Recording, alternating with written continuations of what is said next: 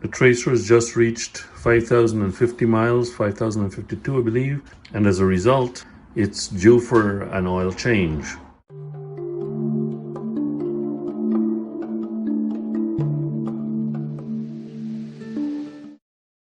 The manual says that it should get serviced on every 4,000 miles or so, on multiples of 4,000. I think 4,000 is a little bit much. I'm going to choose 5,000 instead. The BMW 6,000, I'm going to choose 5,000 as an easy to remember number. So I'm going to do an oil change, and the oil viscosity that it calls for is stated in the manual specifications. As you can see there, they're talking about anything between 10W40, 10W50, 15W40, 20W40, or 20W50, depending on the operating range. And as you can see, the recommended engine oil grade is API SG or higher, JASO standard ME, and the amount is going to be 2.4 liters or 2.54 US quarts without an oil filter, and with an oil filter removal 2.7 liters, which is 2.85 US quarts with a filter.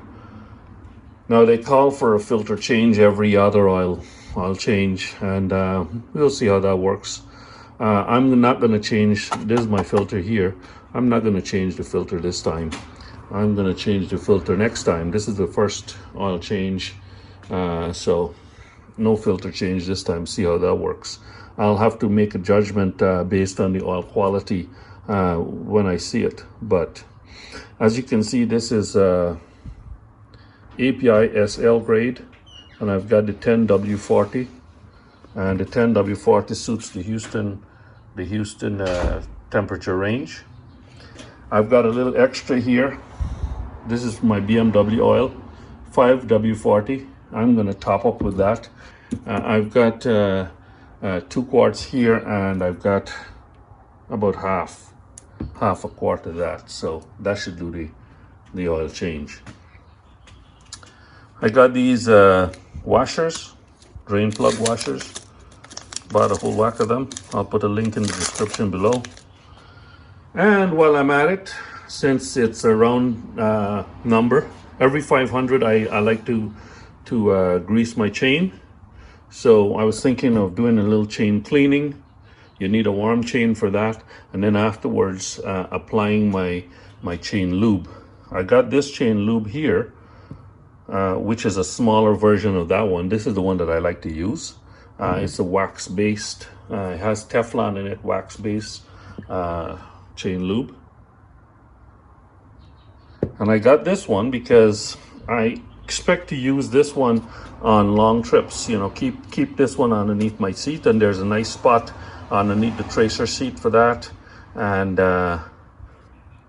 so maybe I'll apply this for the first time today and see how I like how the application goes. I'm accustomed to spraying it on, but we'll drip this on and see how it goes. Maybe I can be a little bit more frugal with it. It doesn't require a lot, right? And as a matter of fact, let's go look at the chain right now. As you can see, the chain is not that bad. Let me see how dirty it is.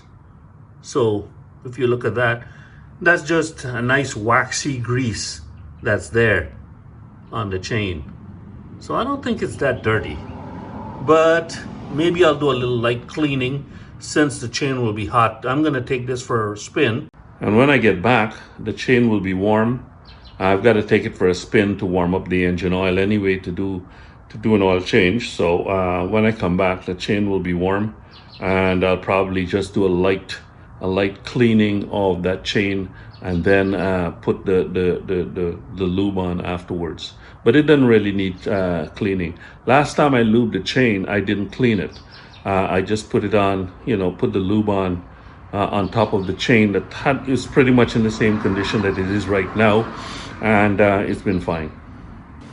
Now on the tracer, the drain plug is facing forward as opposed to being underneath. which means that when the oil comes out, it'll want to shoot out this way.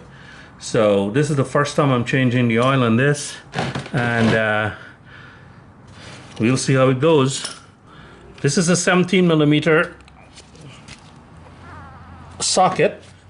Let me just break the seal first. There we go. And I probably take this off and do it this way. Excuse the hands in the way, but this is hot oil gonna come shooting out in a second. Okay, here we go. So what you do is you just tilt the plug a little bit to do two things. Control the flow out, and you see that's exactly what I didn't want to happen. You see it's spilled to the side, but that's my fault. It spilled to the side and went onto the exhaust pipe. Anyway, I'll clean that up. So let that drain for a while. The oil is coming out. It's a little bit black, but it's not too bad. It's in pretty good condition. So I think that the oil filter is probably still doing its job. And I'm going to leave that in. I'm not going to change the oil filter this time. Now with that still dripping there, I'm going to go and work on my chain. And this toothbrush is what I'm going to use to lightly clean this already pretty clean chain. I don't know if you can see that, but that's what the rust looked like before, and it's not progressed any worse. You can see my other video on my oil, on my chain lube rent, and you can see what the rust looked like on that video, but it's not gotten any worse. So that's just a light superficial rust, and as I showed before at the start of this video, the level of dirt on this chain is very light, so not a lot of cleaning needed. So I'm going to go ahead and use my cleanup chain cleaner. Any good chain cleaner will do, and clean that chain using my little brush. And just lightly, I don't want to damage the O-rings, so just lightly clean that off. And once that's clean, I'll just wipe it down and then lubricate the chain. Well, the chain is clean now and dried off with my trusty oily rag. And time to go put this squeeze bottle based lube on the chain. Got to give it a good shake first. So I'm going to do that, and then just start to drip the lube in between. Let me show you where. Right in the joint between the outer plate and the roller on both sides, that side and this side. So I'll go ahead and do that. I don't think I need to show you how to drip oil, but I'll just be dripping it very, very sparingly each link. So it'll take a while. I've got nothing better to do now that this thing is dripping. It's pretty much done dripping. So after I finish lubing this chain, the entire chain, then I'll resume with the oil change. Well, lubing is done. It actually went a little bit better than I expected, simply because this bottle here, when you tip it over without squeezing it, don't squeeze it, without squeezing it, it drops one drop at a time. So you just have to position the nozzle properly and just hold it there and let it just drip, drip, drip, drip in the spot that you want it to go. Listen to this.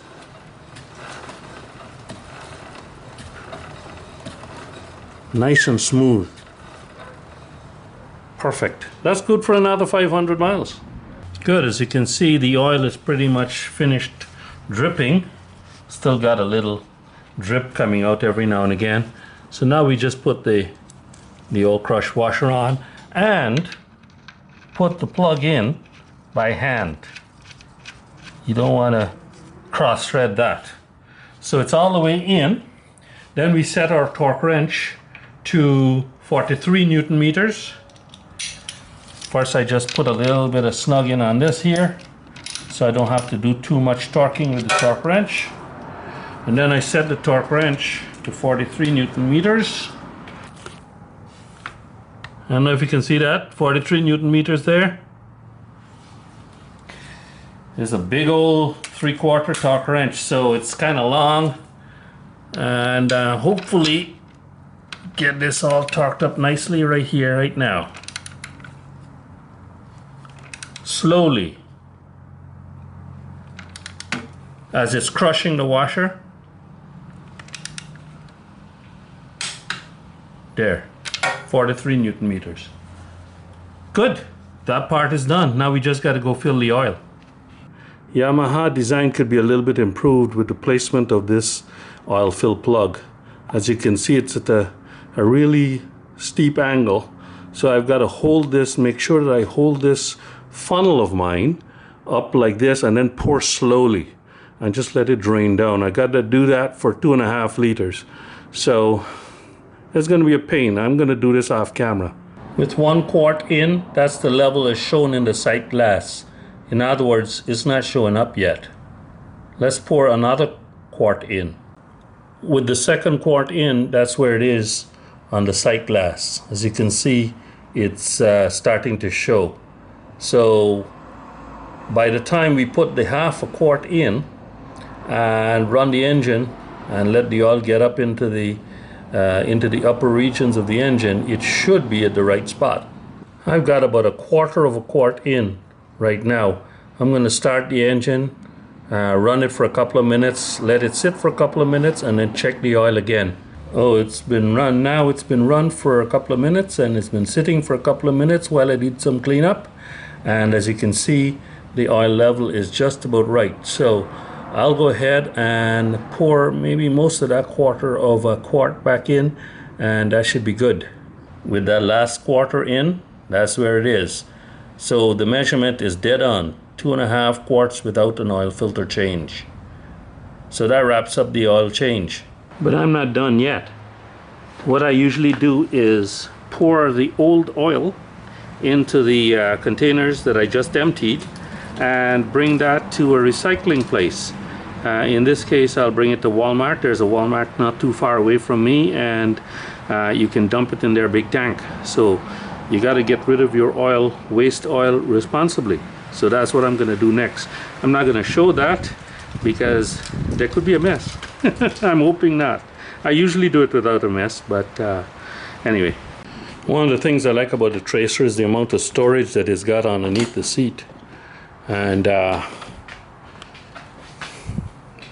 this DuPont chain saver fits perfectly under there. So I've got that there. I've got my tire plugging kit here. I've got a Leatherman tool here, and I've got another small tool kit here.